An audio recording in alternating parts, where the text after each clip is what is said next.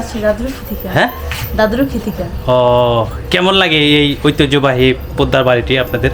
ভালো লাগে, ও অনেক সুন্দর নাইস একটা জায়গা। হ্যাঁ হ্যাঁ, আপুর ক্যামেরা বন্দি করে ছবিগুলো তুলছেন, আসলে ছবিগুলো অনেক স্মরণীয় থাকবে। আপুর কি বউ সাজে যে সাজতেছেন, বিয়ে হয়েছে? আজ বিয়ে। ও আজকে বিয়ে না? ও আপু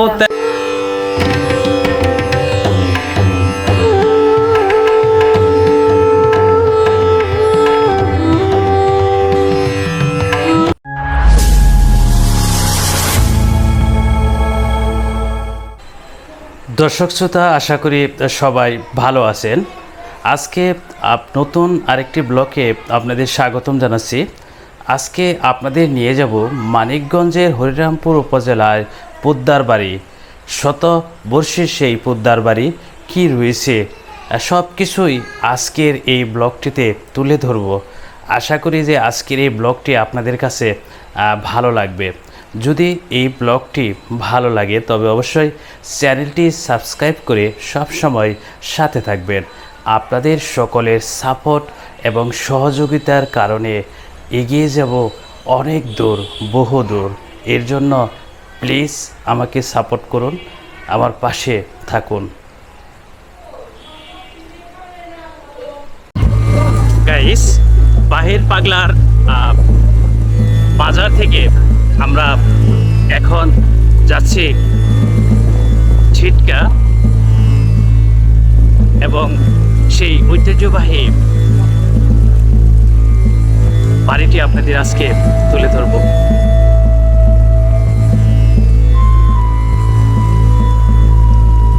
মাজারের অনুষ্ঠান রয়েছে, যে কারণে স্টেজ সাজানো হচ্ছে।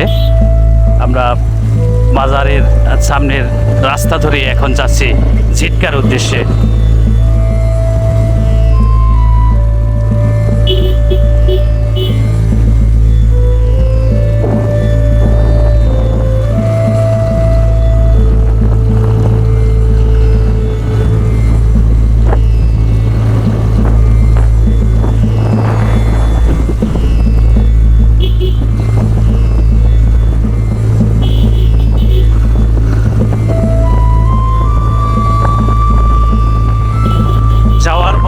এই রাস্তাটি আসলে আমাকে সত্যিই মুগ্ধ করলো, এত সুন্দর রাস্তা।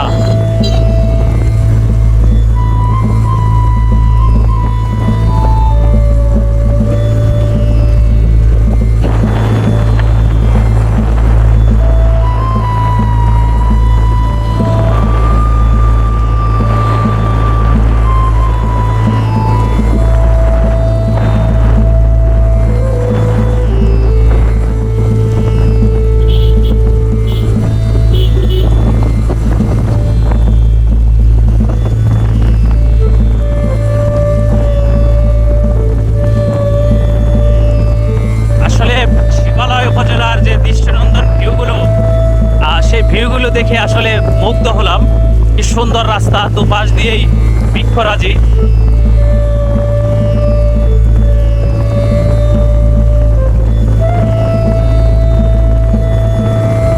ছিটকা পোদ্দার বাড়ি হরিরামপুর উপজেলায়, মানিকগঞ্জ জেলার হরিরামপুর উপজেলায় পড়েছে। আমরা এখনো শিবালয় উপজেলায় রয়েছি।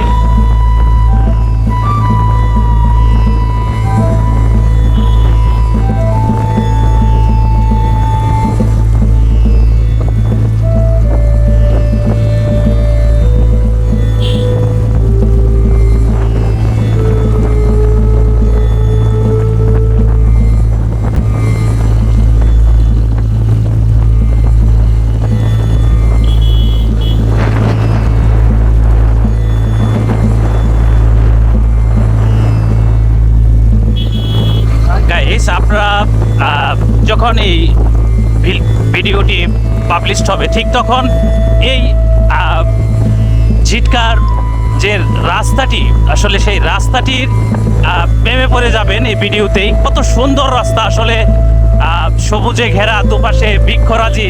এরকম একটি মনোমুগ্ধকর রাস্তা দিয়ে যখন পোদ্দার বাড়ির উদ্দেশ্যে যাচ্ছি, আসলে মন ভরে যাচ্ছে এই সৌন্দর্য দেখে।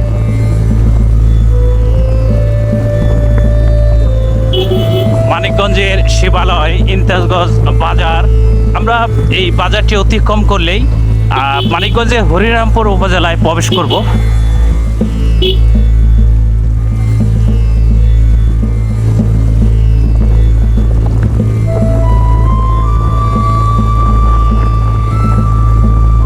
গাইস, আমরা এখন গঙ্গাসাগর ব্রিজ, মানিকগঞ্জের সেই গঙ্গাসাগর ব্রিজটি অনেকটাই জনপ্রিয়, সেই ব্রিজটি অতিক্রম করছি।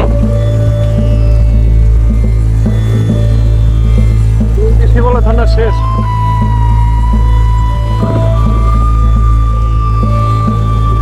আমরা এখন হরিরামপুর উপজেলায় প্রবেশ করেছি। আসলে এই রাস্তাটি ফোকাস করার উদ্দেশ্যই যে ঝিটকা যাওয়ার পথে যে অপরূপ ভিউগুলো, সেই ভিউগুলো আপনারা দেখে সত্যি মুগ্ধ হবেন। এত সুন্দর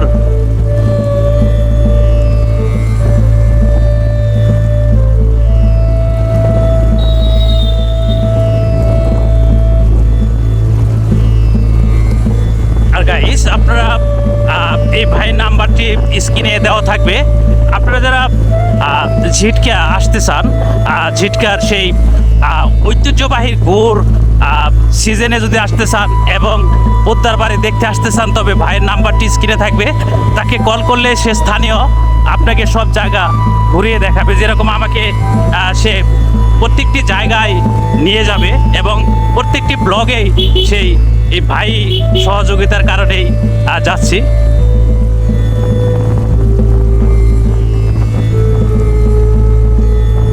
আসলে আমার যদি সেই শক্তি থাকতো, যদি সেই চেষ্টা থাকতো, তাহলে বাংলাদেশের 64টি জেলায় প্রতিটি গ্রামকে আমি আপনাদের সামনে তুলে ধরার চেষ্টা করতাম।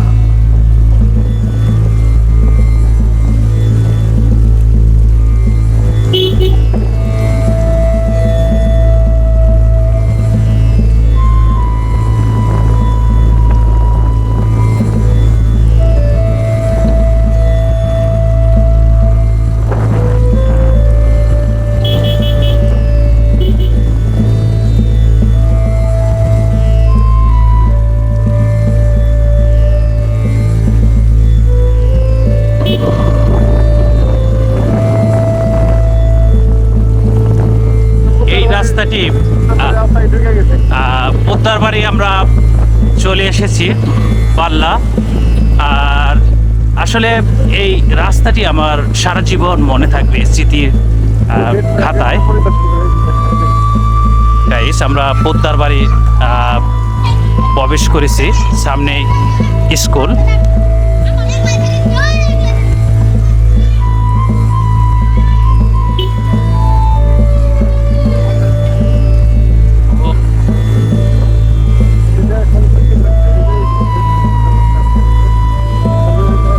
আমরা পোদ্দার বাড়ি চলে এসেছি এবং এখন আপনাদের এই পোদ্দার বাড়িটি ঘুরিয়ে দেখাবো এবং জানাবো গুরুত্বপূর্ণ ইতিহাস। গাইস, আমরা পোদ্দার বাড়ি মানিকগঞ্জ হরিরামপুর উপজেলায় এই ঐতিহ্যবাহী পোদ্দার বাড়িটি এখন আপনাদের ঘুরিয়ে ঘুরিয়ে দেখাচ্ছি এবং জানাচ্ছি এই পোদ্দার বাড়ির গুরুত্বপূর্ণ ইতিহাস। পাল্লা ইউনিয়ন অফিস, হরিরামপুর, মানিকগঞ্জ, নতুন ভবন। আর এই ভবনটি পুরনো, আগে এখানেই কাজ চলত। সেই কাঠের এবং টিনের মিশ্রণে আপনারা দেখতে পাচ্ছেন। মানিকগঞ্জের হরিরামপুর উপজেলার ঝিটকা ব্রিটিশ আমল থেকে ব্যবসা বাণিজ্যের জন্য প্রসিদ্ধ। ইসামদের নদীর কোল ঘেঁষে গড়ে ওঠা ঝিটকা হাট ও বাজার এখন জেলার ব্যবসা বাণিজ্যের অন্যতম কেন্দ্র।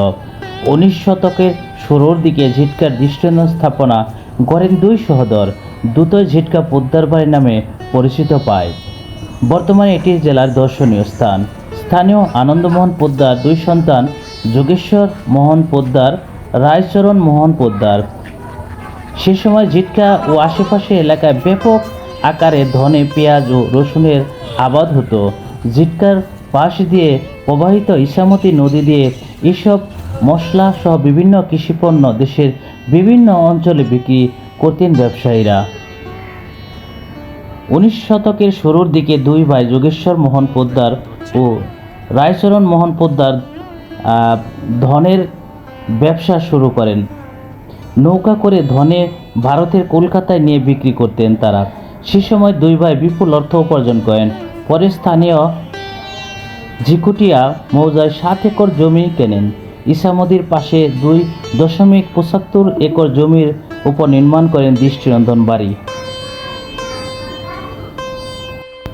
1947 সালে দেশভাগের পর যোগেশ্বর বংশধররা ভারতে চলে যান, তবে রায়চরণের বংশধররা বাড়িতেই থেকে যান।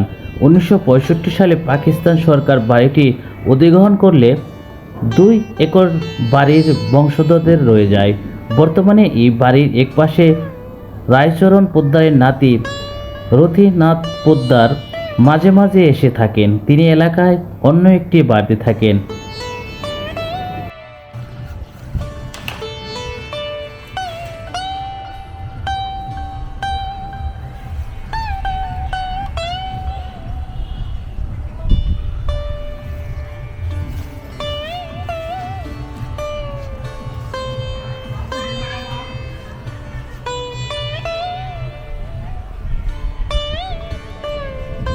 তারটা তুলসা করে প্লেটের ইটে ভালো করে উঠান যায় না লাঠিটা একটু নামটা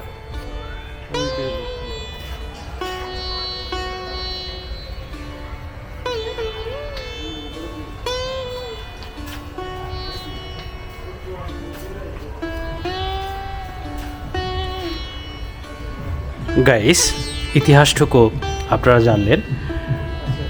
পোদ্দার বাড়ির যে স্থাপনা, এই স্থাপনার মধ্যে বেশিরভাগ যে কাজগুলো করা হয়েছে এগুলো কাঠ এবং টিনের মিশ্রণেই। আর সেই পুরনো সেই দরজাগুলো এখনও কতটা টেকসই আপনারা দেখতে পাচ্ছেন। আর সেই দরজাগুলো মধ্যে বাতাস যাওয়ার জন্য যে এগুলো সেই কি সুন্দর পদ্ধতিগুলো ছিল, দরজাগুলো বাতাস যাওয়ার জন্য ব্যবহার হতো।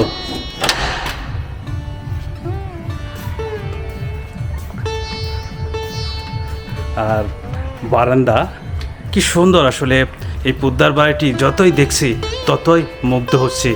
একতলা বিশিষ্ট এই ভবনগুলো সত্যি মুগ্ধ করে আমাকে এবং আপনাদেরও মুগ্ধ করবে এই সৌন্দর্য দেখে।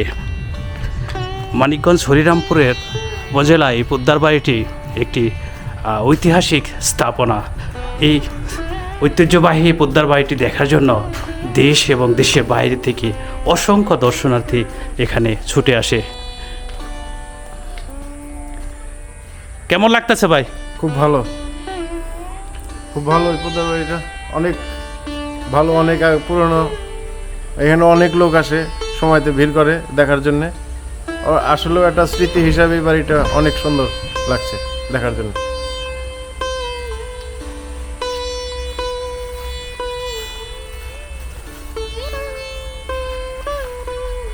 একতলা, প্রতিটি ভবনই একতলা বিশিষ্ট। এগুলো পিছনে যে ভবনগুলো আমরা দেখতে পাচ্ছি এগুলো ইট সিমেন্ট দিয়েই তৈরি। সেই ভবনগুলো পিলারগুলো দেখুন গাইস, যে পিলারগুলো এখনও চকচক করছে, কি সুন্দর! আসলে সেই পিলারগুলোর যে ডিজাইনগুলো, এই ডিজাইনগুলো দেখে সত্যি মুগ্ধ হয়ে গেছি।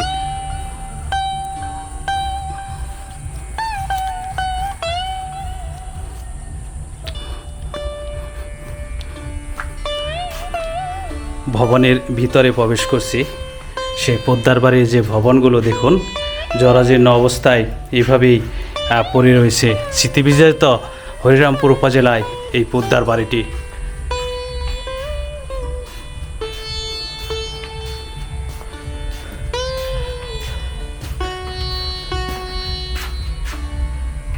খিল দরজা, দুটি খিল বিশিষ্ট, কি সুন্দর! আসলে এগুলোর প্রচলন এক সময় থাকবে না, কিন্তু কি সুন্দরভাবে এই দরজাগুলো, এগুলো বাতাস দরজার সামনে যখনই দাঁড়ায় তখনই বাতাস আসে চারপাশ দিয়ে, মোমো বাতাস, কি সুন্দর আসলে। এইভাবে এই জন্য এই দরজাগুলো তৈরি করতো তখনকার সময় জমিদাররা।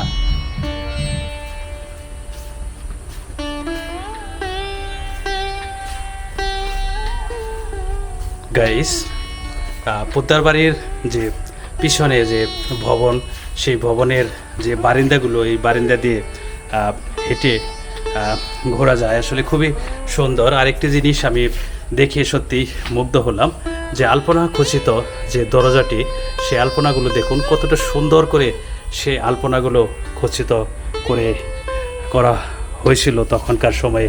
সিংহ আমরা দেখতে পাচ্ছি, কি সুন্দর, কত লতাপাতা বিশিষ্ট ডিজাইনগুলো, আসলে চোখ জুড়িয়ে যায়। দেখুন উপরে যে টিনের ছাউনি, সেই ছাউনিগুলো টিন দিয়ে কতটা ডিজাইনগুলো, টিনের সেই ডিজাইনগুলো এখনও দেখা যাচ্ছে যে কতটা জৌলস ছিল একসময় এই পোদ্দার বাড়িটি।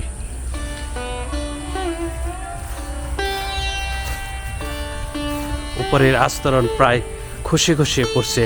আর এখানে আসলে ঝিটকা যে রানী এলিজাবেথ যে গুড় খেয়ে অভিহিত হয়েছিল, সেই পোদ্দার বাড়ির পাশেই বর্তমানে খেজুরের গাছ রোপণ করা হয়েছে, যাতে করে এই এলাকায় খেজুরের গাছের আর কোনো স্বল্পতা না থাকে। খেজুরের যে এগুলো বেড়া দেওয়া হয়েছে, সেই এগুলোতে আপনারা দেখতে পাচ্ছেন।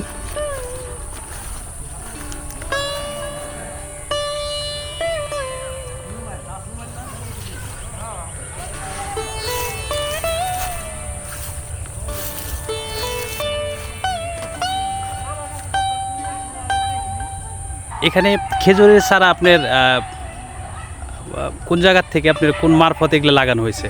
এটা আমি বলতে পারবো না। ও, তো পোদ্দার বাড়ি আপনার তখন তো আপনার শতবর্ষ, এই পোদ্দার বাড়িতে যারা এখানে থাকতো তাদের তো দেখেন নাই? না, তারপর আমি আসলগুলো দেখিনি। তাদের তো কীরকম লোক ছিল সেটা তো আপনার বাপ দাদার কাছ থেকে শুনছেন। আমি শুনছি তো, লোক তো ভালোই আছিল, তার ভালো ছিল না? আপনাদের এখানে আসলে ব্যবসা বাণিজ্য একটা এরিয়া, মানে এলাকা ছিল এক সময় ব্রিটিশ আমল থেকেই। এখানে আপনাদের এখানে কি কি বেশি মানে হয়? ফলন ডালে, হ্যাঁ হ্যাঁ, মরিচের ফলনই তো বেশি। পেঁয়াজ মরিচের ফলনে আপনাদের এখানে বেশি না? খেজুরের চারাগুলো বপন করা হয়েছে একসময়। এই খেজুরের চারাগুলো যখন বড় হয়ে যাবে তখন দেখতে অনেক সুন্দর লাগবে। এভাবে করেই খেজুর গাছ চারা রোপণ করা হয়েছে পোদ্দার বাড়ির পাশেই।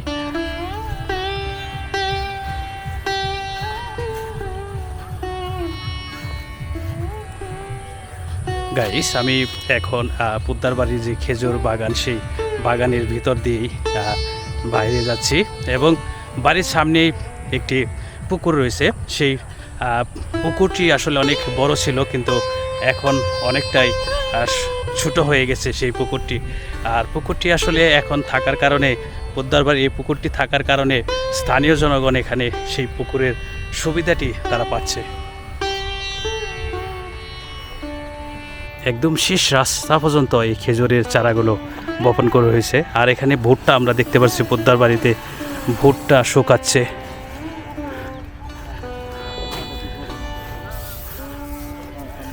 এখন পোদ্দার বাড়ির যে পুকুর, সেই পুকুরের কাছে আমরা চলে এসেছি। পুকুরটার সেই দিঘিটার সেই জৌলস এখন নেই, নতুন করে এখানে বসার ব্যবস্থা করা হয়েছে। এবং পুকুরের যে ঘাটলাটি ছিল দেখুন, পিলার খচিত, কি সুন্দর ছিল।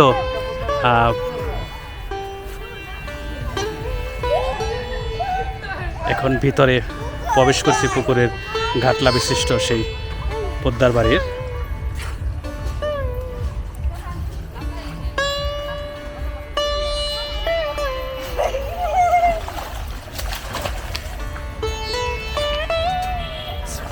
এলাকার ছেলে পেলে গোসল করতেছে।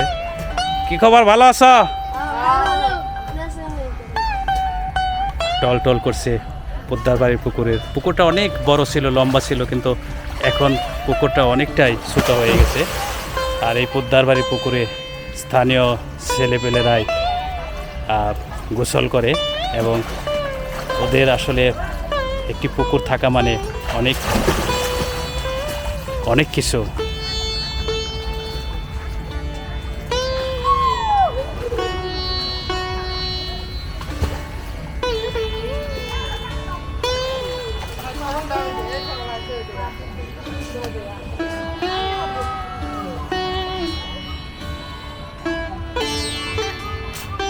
পুকুরের যে প্রসার এগুলো ছিল সেগুলো অনেকটাই বিনষ্ট হয়ে গেছে।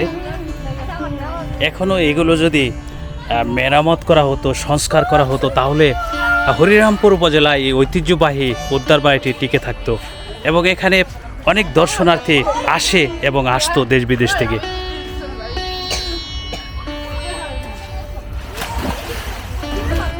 স্বর্গীয় আনন্দমোহন পোদ্দার পিতা দেবের স্মরণা এখানে লেখা রয়েছে 1330, বোঝা যাচ্ছে না।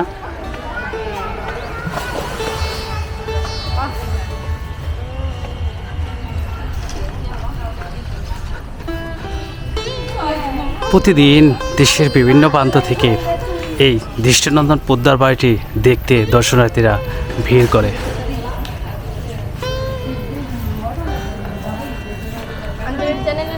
আপনারা কই থেকে আসছেন? আমার দাদুর খেতিকা। হ্যাঁ, দাদুর খেতিকা। ও, কেমন লাগে এই ঐতিহ্যবাহী পোদ্দার বাড়িটি আপনাদের? ভালো লাগে, ও, অনেক সুন্দর নাইস একটা জায়গা। হ্যাঁ হ্যাঁ। আপুর ক্যামেরা বন্দি করে ছবিগুলো তুলছেন, আসলে ছবিগুলো অনেক স্মরণীয় থাকবে। আপুর কি বউ সাজে যে সাজতেছেন, বিয়ে হয়েছে? আজ বিয়ে। ও, আজকে বিয়ে না? ও, আপু তাহলে শুভকামনা রইল, দাম্পত্য জীবন আপনাদের সুখে হোক। ইনশাল্লাহ ইনশাল্লাহ। কোন দিদি এটা কি প্রতিবেদন করতেছেন না ব্লগে ভাই?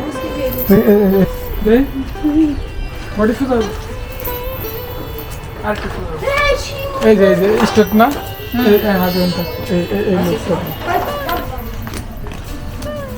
সুন্দর খেতে।